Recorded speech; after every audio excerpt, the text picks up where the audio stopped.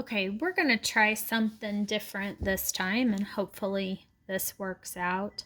Um, so, this unit has to do with mostly solutions, but we can also talk for just a little bit about mixtures. So, we're familiar with the words heterogeneous and homogeneous. Hetero, the prefix means different. Homo, the prefix means the same. So, two kinds of heterogeneous mixtures are suspensions and colloids. Now, probably in ninth grade science or middle school science, when you talked about heterogeneous mixtures, most students used the example of like a salad. And most students say, well, you can pick the particles apart. It's not so much about being able to pick the particles apart, but it has to do more actually with like particle size. So a suspension, we can think of something like muddy water. The mud or the dirt particles will over time eventually settle down to the bottom, and the water will clear up on the top. And depending on the size of those particles, it might take a very long time for that to happen. A colloid is a little different. Sometimes the colloids don't really settle out. They may remain suspended for quite a long time. So, smoke in the air is more of like a colloid type thing. Milk is more like a colloid. So it's not so much that it's really settling out, but it has to do with differences like in the sizes of your particles. So most of what we deal with in chemistry then is homogeneous. So homo meaning the same. And we're dealing here, we just call them solutions. So if we're going to the lab and we're talking about hydrochloric acid, it's a homogeneous mixture between the hydrochloric acid, HCl, and it's in water. So our mixtures can be in different states. So we think about what is the substance that is doing the dissolving, and it's going to be usually the one that's in the highest percentage. And what is the substance that is being dissolved? So for instance, if I put salt in a glass of water, the solute is the salt, the substance that is being dissolved. The solvent is the one that's doing the dissolving, and in this case, it would be the water. So we use the word solute and solvent to differentiate that, and together the solute and the solvent together make up the total solution. So once I've put the salt in the water, stirred it up, then I have a solution. Well, that was an example where we have a solid and it ends up dissolving into a liquid, but it doesn't always have to be that way. We have gas solutions. So the air around us is a mixture, a homogeneous mixture of nitrogen, oxygen, carbon dioxide, argon, other gases. So that is a homogeneous mixture. Homogeneous, it's the same throughout. I don't expect that if I travel to another part of the world, they're going to have more or less gases in that place than we do. We could have solid solutions. So if you have a piece of jewelry, it's not made of pure silver or pure gold. It's actually an alloy. There's some other metals that it's been mixed with, and that would be a solid type solution. Again, not everything forms solutions with every other substance. If you think about the vinegar and oil type salad dressing, those always form two separate layers, so it's not going to form a solution. It's often based on the polarity of the substance, and that kind of goes back to first or second quarter when we talked about polar and non-polar bonds. Substances that have the same types of polarities dissolve with other substances that have the same types of polarities. So we can use the word soluble to mean that something does dissolve, or we could use the word insoluble to mean that something does not dissolve. So I can put salt in water, it's soluble. But if I put, I don't know, a piece of gold in water, that's not going to dissolve, it's insoluble. Miscible and immiscible have to do kind of with a similar thing, whether it forms those layers. So if you kind of look at this picture, you can see here their example on the left. Miscible, these substances have gone together. They didn't chemically combine. You can kind of see here they're still chemically separate, but it is mixing. And then on the right, here's two substances. Think similar to your oil and vinegar type dressings. They form themselves in two separate layers. You can shake it up, but after a little while they'll separate again. So we use this idea here of immiscible. So even like gasoline and water, those kind of things. So solvation, that's our process of actually dissolving a substance, dissolving, and we have this idea of like dissolves like. Things that are polar or have a charge about them, like a water molecule has a positive end and a negative end, they dissolve with other polar substances. So other substances that have a positive and a negative end, or something like an ionic substance that actually has like a positive half and a negative half.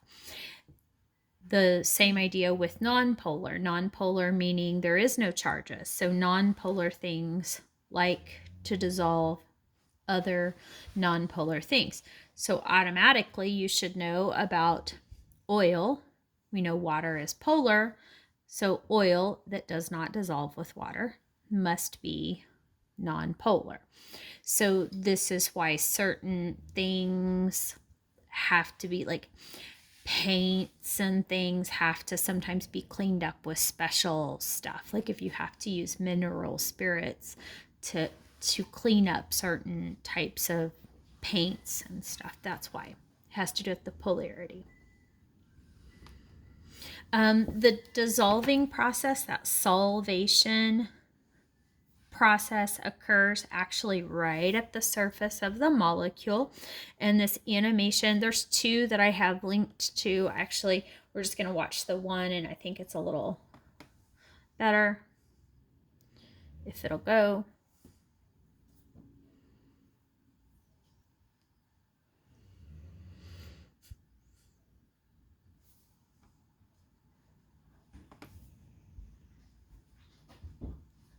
When an ionic substance such as sodium chloride is placed in water, Let me pause. And let me turn up the volume so you can hear it. Let's try it again. This is salt, NaCl, and this over here is water molecules. Salt, Na, is positively charged. It's a +1. Chlorine, negatively charged, -1. Interact with the ions on the surface. If the salt is soluble, the attractive interactions with water molecules overcome the ionic attractions within the lattice. The solvated ions move off the surface and become separated in solution. Notice that water molecules cluster about the anions with the hydrogens directed toward the negatively charged ion. On the other hand, water molecules interact with the positively charged cations through the lone pairs of electrons on the oxygens.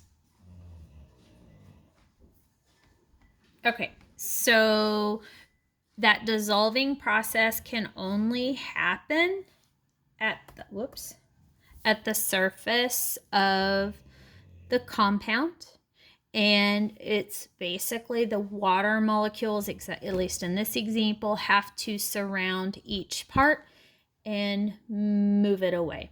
Since the water molecules actually kind of have to physically pick up and move those substances out of the way, there is a limit to the amount of solute that can be dissolved in a particular solvent. So factors that affect our solvation, dissolving, agitation, that just means stirring. So stirring, if we think kind of back to that animation, stirring is going to move those water molecules that aren't hanging on to anything in contact with the substance needing to be dissolved faster. And then those that have already picked up something, it's going to move them away faster. So stirring increases dissolving, makes it happen faster. Surface area. So they showed the salt as a cube. So there's only a certain amount of salt that comes in contact with the water. The molecules in the middle never make contact with the water. So they are not going to get the chance to dissolve until all those others have. If we could increase the surface area, say we could crush the salt, instead of having salt cubes, we could have it as like a powder, then it would dissolve faster. So a sugar cube would dissolve slower than like powdered sugar. And then we can change the temperature. So for a lot of things, and I would say most things that you're familiar with, they will actually dissolve better at higher temperatures. Those molecules are moving around faster, so they're going to make contact better. And there's a few exceptions to that, and gases happen to be one of those exceptions. Gases dissolve better at cold temperatures than they do at higher temperatures. So that has to do with even like fish. There's always gases dissolved in water, even if we're not really seeing those gases. And so fish are very adapted to only certain temperatures of water, and it has to do with the amount of gas. So like a trout is a cold water type fish, there would be a lot of available oxygen. If a trout gets placed into pretty warm waters, it's not going to be able to live. It's not going to be able to extract enough oxygen. We can also talk then about the ability of our substances to be dissolved, our solubility, how much solute can be held in a solvent. We generally define that as how many grams can be dissolved in 100 milliliters of water. So that's how we often do it. Unsaturated simply means it can hold more. We can still add more. So think about adding salt to some water at home. If you can add more salt and it dissolves, your solution was unsaturated. Saturated is where you've reached like that perfect point where every molecule that you put in there has dissolved, but if you put any more in there, it will not dissolve.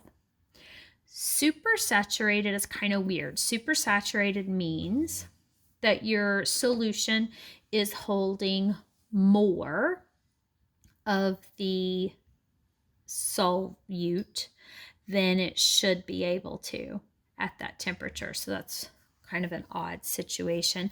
We can cause a supersaturated solution to occur through dissolving something at a very high temperature and then cooling it down and making the temperature change.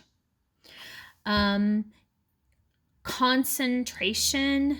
So it's not okay for us in chemistry just to say, oh, it's concentrated, oh, it's dilute. We like to have a numerical value for saying how concentrated or how dilute something is.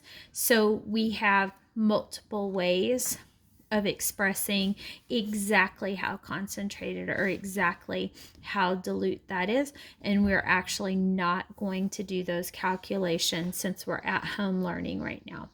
And this colligative properties is another video.